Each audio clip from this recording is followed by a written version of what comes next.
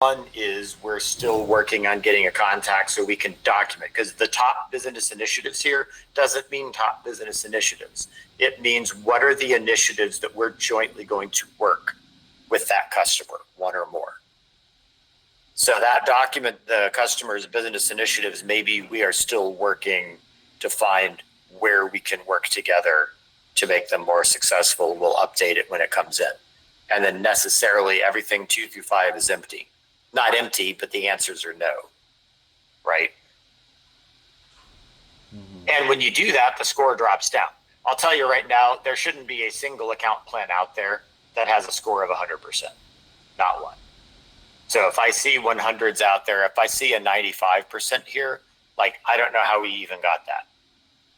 Okay, so we got it on the success plan, just says the customer hasn't approved the success plan. That's it.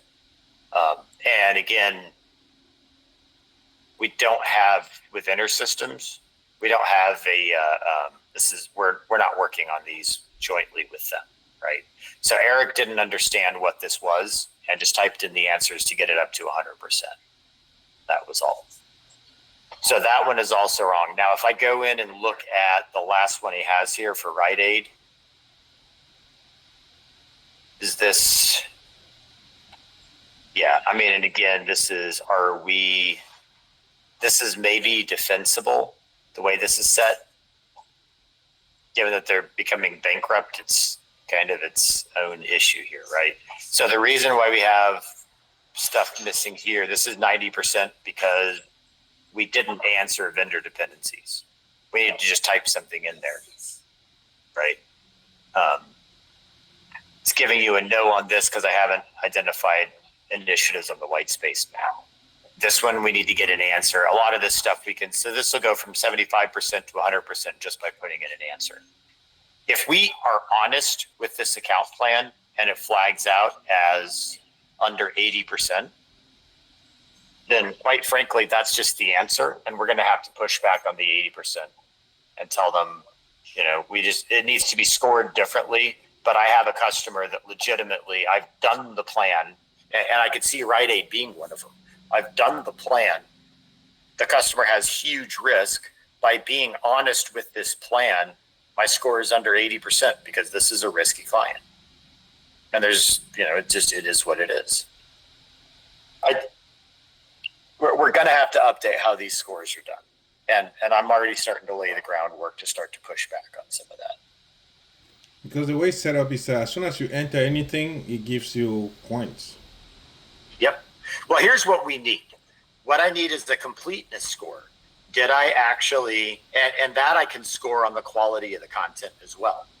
Did I actually enter content for every question? And that gets me completeness.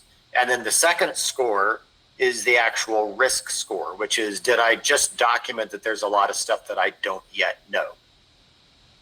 So I could get a 100% complete plan that's a 30% of what I actually know, and the other 70% I've documented that I don't know and have to go find. That gives me valuable information about the customer, because now I know that's a customer I have to do a lot of research on. Whereas if I have a 90% score on that instead, I know this customer really well. I have a lot less risk with them. The whole point of scoring the plan is to be able to stack rank your customers, not to judge the thoroughness of the account plan. We've got to, and if I have to lie on the plan and somebody comes back and says you lied on this plan, I'm going to have to tell them up front, you can't demand that I have 80% and then tell me not to lie when it's scoring based on stuff that I don't know and don't have, like a success plan. There is no success plan for Rite Aid. That should be a score of 0. We're not going to implement a success plan for Rite Aid. They're not a candidate. So success plan is going to be, there is no success plan for this candidate. All the other answers are going to give us no. That's going to substantially limit the score that we can get on this plan. And that just is what it is. I guess my point is, I need you to go in for the technical landscape and edit it to make it accurate. For all of the success plans, we need to document where we do and do not know, where there's places that we can help this customer implement our technology. And we need to document that accordingly. If there's a place where I can build that initiative, let's document it. If this is not a customer where it's worth it to do that, or they're just a steady state REL customer and we haven't got them to buy any of our other products yet, then we just document that. That customer's not going to have a customer success plan, right? And if that drops our score below 80, let Jim and I know, and we'll go look and figure out how to work with that, right? Does that make sense? Yes. But yeah, every one of those go through there, because the TDPs, when Jason comes around looking, when Sean comes around looking, they're going to look at the TDPs, and they're going to want to know, did we actually look at, and it's right there in the question mark, right? All the stuff that they're looking for. Did we actually look at that? Did we actually document it? That's going to be their spot checks. I mean, and honestly, they put a lot of work into that, and rightly so.